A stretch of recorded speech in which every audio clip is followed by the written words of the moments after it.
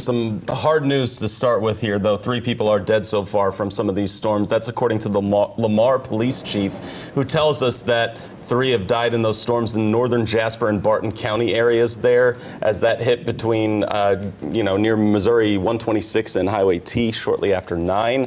Those search and rescue efforts are still going on. Actually, we've been told that they're going door to door to try and help people out with that.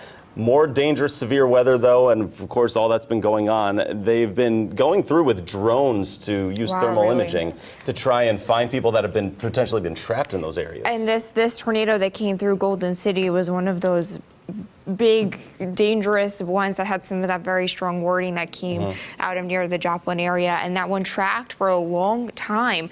We had that move through Golden City and then through communities to the east of there, so likely going to see more of those damage reports as the sun comes up here this morning. And also, you, Jamie, Beth, have all been on for hours now trying to figure this out and help people through this. There's a lot of power outages that we're trying to look at as well. We're trying to keep track of who has power, who doesn't. More than 1,300, though, without power in Miller County. And then in Cole County, that's up near that Jeff City area. If you have some loved ones, you might want to check in with them. A couple hundred without power.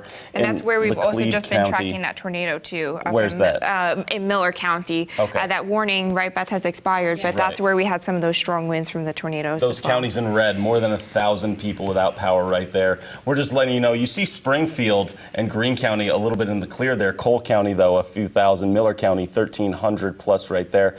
It's just to the north of our area here. And so if you see people, maybe you have some loved ones, it's something that you need to check in with them. And then if you're following us streaming, there's ways to, try and be safe and still follow, even if you don't have power right now, of course. We're on ozarksfirst.com if you have it on a phone or a tablet. And again, we do have that line of strong winds running through Springfield right now, so we could see that power outage number increase a little bit, too. Wright County, just a handful of people there. But again, it's something that we're still looking at right now and a lot happening. Of course, something that's gaining national attention already, even at just after 3 o'clock in the morning, is what's been happening in Jefferson City. We have some video right now. The National Weather Service has called this a violent tornado has hit there. This is video from Amin Galul, and leaving people trapped, no power and extensive damage. First responders all available were being called to Jefferson City. As of now, what we've heard from our sister station over at KRCG, no fatalities so far. We do need to still look at this, though, and still examine what's happening here. As you said, Elisa, overnight hours, very tough to try and assess what's happening here. Right? Yeah, because it's hard to see what's going on. It's in the middle of the night. You can't see the tornadoes, and it's hard to see what damage that they're doing. You can see it's littered on the streets, but we've got some of those street lights there, and in the more rural areas, it's hard to tell. Also, the governor was tweeting about this on the overnight. He was up and he was saying, they're safe, and he's keeping an eye to see some of this damage that looks pretty extensive. And then also Missouri Task Force 1 has been activated, currently sending teams over there to try and help and rescue people as well. Just sending structural engineers to assist, further evaluate the needs going on. So this is all something that's been happening, very tough to see. They're getting people together at the Boone County Fire Headquarters to help assess damage and everything. We heard there would be a briefing at 6 o'clock in the morning. There might be one a little bit sooner than that. We're still trying to see, but again, something that's just been very tough to try and see as we're tracking this go through, right? And there were some reports of people trapped. Do we know specifics about that? How, where, or still developing? Highway 54 sustained a lot of those damage. We have some images from Missouri's public safety Twitter account right there, and they're saying it's Ellis Boulevard, which if you've driven in Jeff City, you likely know where Ellis Boulevard is, right near Highway 54, as power lines are down, traffic being diverted and everything. That's where a lot of this damage was sustained, but again, I'm not sure. I can't speak to how widespread this was. I'm sure you may know a little bit better, but we're still trying and figure out where exactly people would be trapped and those buildings have come down. Well, yeah, when this came through, they issued a tornado emergency, which if you're unfamiliar with how the warning system works, a tornado emergency is a step up from a tornado warning. So it's, it's saying, okay, this is a tornado warning, but this is an extremely dangerous one, a very violent one where that devastating damage is possible. So they had that, and it was just about, it was a storm that we had tracked out of Eldon. It was in our area. It lifted out of our area, went to to Jeff City, and then we had that tornado emergency issued just a couple of minutes after we were off the air. We have another Twitter feed to check out. Where is this from? This is Missouri Highway Troop F right here, Jeff City. Also Troop Jeff F. City. And just more damage that we're looking at right now of trees coming down, seeing them in parking lots and things. Yeah, snapped, uprooted. Oh, wow, it looks like a semi-truck turned over on its side from some of those very strong winds that came through with that pretty likely tornado. So, again, want to reiterate that we spoke to someone with Jeff City Police. Minor injuries confirmed right now. Still so much to go through with this sort of thing, though, so we want to keep you guys updated. We're going to, of course, keep the news coming when it comes to that. Yeah, I mean, we'll have all this on Daybreak. Obviously, that starts just in an hour and a half at 5 a.m. We'll have those updates. We're going to be sending Hannah Zettel still to Golden City. Right, I believe so. She'll be doing that and checking out some roads on the way because, again, that secondary threat is going to be the residual flooding. We've had the flash flooding the last couple of days, and we've got some very heavy rain still popping on the radar right now. So we're going to have her check out the road conditions while she's on her way to Golden City, where we do have 3 confirmed fatalities. And for people that are trying to get up in the morning, get out on the road, that's still something we need to watch out for. We've talked about that on Daybreak for days now. After these storms have come through, you're not necessarily in the clear, right? You got to watch out on those rural roads. Yeah, because a lot of them are still aggravated. We've seen the pictures of the rivers just rising and just hanging out over the roads. We saw images of flash flooding yesterday where many cars got stuck, even in Springfield. Right. So, you know, these areas are, it's insult to injury is what it is they're already aggravated, they're already swollen, they're already got poor drainage. So that would be an issue for the morning commute. We've got a picture out of Eldon, Missouri, and again, this is where that one of the places where the Jefferson City tornado originated. We had this in our area, and it looks like a shed flattened. Yeah, this is again from Troop F, but over in Eldon, and just it's tough to see these sorts of this sort of damage that's coming from these storms, and there's been a lot of that in the Ozarks and mid-Missouri tonight. Yeah, it's been a pretty active night as these storms have come from Oklahoma, tracked across our entire area, and then impacted Jefferson City. We still do have that tornado watch that goes through 4 a.m. Okay. So we still have that threat, but as we've been mentioning, it looks like the tornado threat, and especially the very strong tornado threat that we saw at the beginning of the evening with the huge wedges that were the extremely dangerous, that threat is diminishing, and now what we're seeing is damaging winds and the flash flooding. As you can see on the radar right now, we don't have any tornado warnings in effect right now.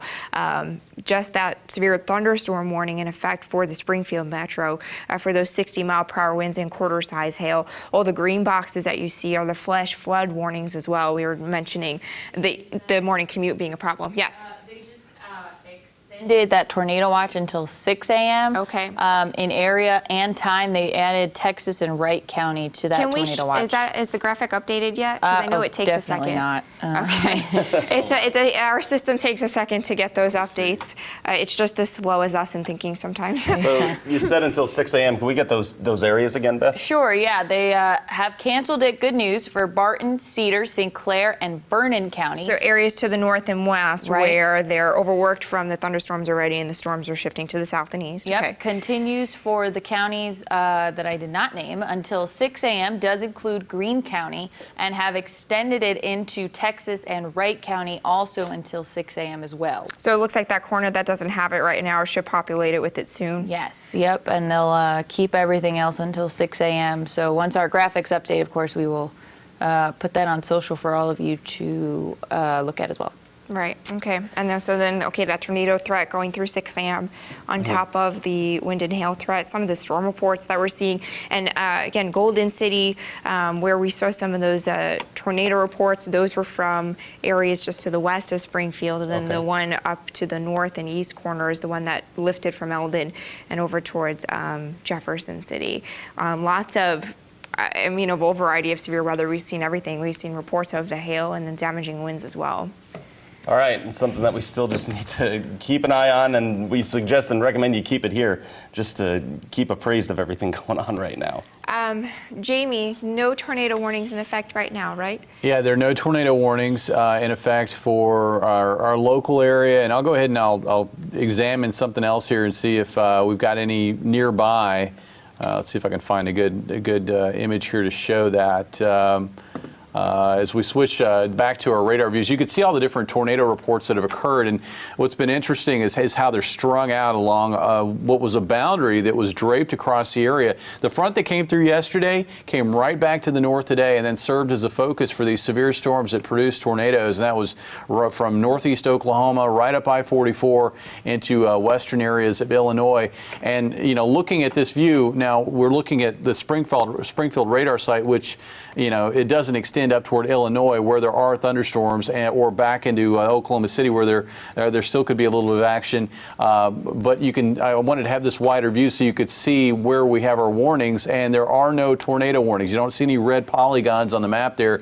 No tornado warnings in and around the Ozarks at this point, but we still have some pockets of severe weather, and one of those clusters is this thunderstorm that you see moving across eastern Greene County that's going to be moving into western Webster County. Looks like we've got some gusty winds with that. I've seen gusts maybe approaching 50 miles per hour, and it looks like we may have some hail with that right there just south of I-44, southwest of Stratford, that could be approaching quarter size.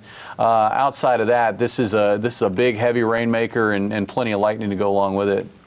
Okay. Yeah, still waiting for those graphics to update, Elisa. Okay, wait, hold on. I think if I pull this off, yes, there you go. We got it. There you go. Tornado watch till 6 a.m. All the counties in red. I don't. All right. And just Jamie. Sorry, not on Jamie's computer. yeah. Here, I'll tell you what. I will I do my part to. Here, it's we have two computers, and Jamie needs to Uh-huh. pull it up on air, not Beth. So we've got some confusion there. Yeah. Here, we've got a bunch of different products that we can choose from, but they're kind of all in one little confined little spot. And so yours hasn't updated. Yeah, still waiting for this one to update. But if you live in Wright County or Texas County, that is where we've seen an extension of that watch into that area, and that's till 6 o'clock in the morning. Basically, areas along and just south of I-44, we have a tornado watch through 6 o'clock in the morning.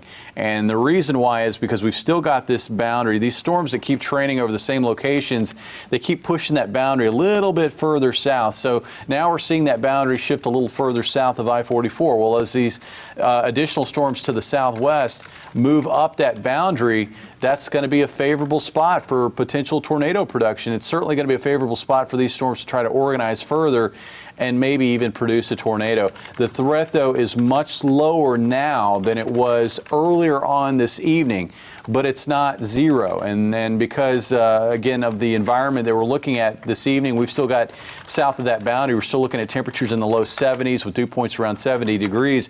It's very muggy, and there's still instability in place near and south of I-44. So we've still got the fuel supply for these thunderstorms to develop on, and we've still got the wind energy, especially near that boundary, to organize these storms and potentially organize them enough where they could become tornadic. And that's why that threat has been extended through 6 o'clock in the morning.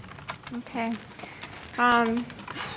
Want to reiterate to everyone there that, again, something we're following, stories we're following on the news side of things here. 3 dead in the Lamar, Golden City area. That's according to the Lamar police chief to us. That's a story that we're going to have to keep tracking. And then also we have some info and some help that will be up that way in Jefferson City. We're going to follow some of our sister stations that are there and being able to try and see what's happening from that. Just extensive damage along Highway 54 from what happened around there. A lot of viewer video and standby people that were just standing by during that happening. We have some video from that we're looking at. But again, there's, as of right now, injuries confirmed, no fatalities confirmed, but that's a situation that we're going to have to still just keep an eye on and try and figure that out. We have some more video right here. As you this see is out of Golden City, right?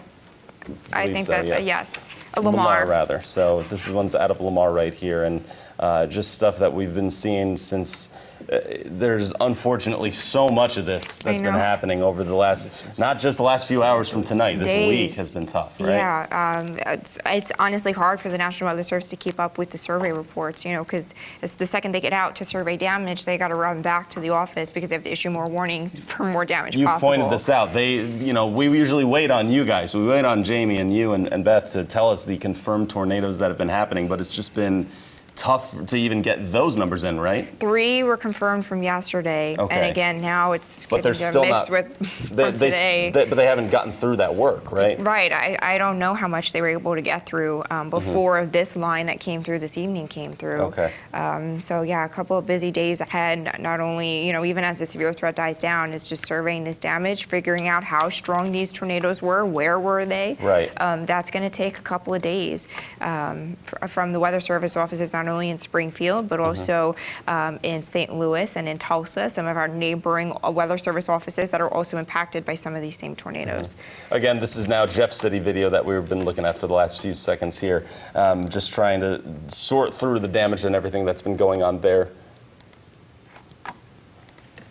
Yeah, and Ellis Boulevard is where we've heard a lot of that damage being sustained. Again, maybe a drive up to Jeff City or drive up to Columbia there, Highway 54 is right near where Ellis Boulevard is. And it's a common area right there. A lot of businesses. I'm just looking at that picture, trying to make it out. It looks like a wall just totally It looks like somebody's gone. bedroom. Yeah, Right, like a right. wall just totally obliterated out of that. Wow. Some very strong stuff there.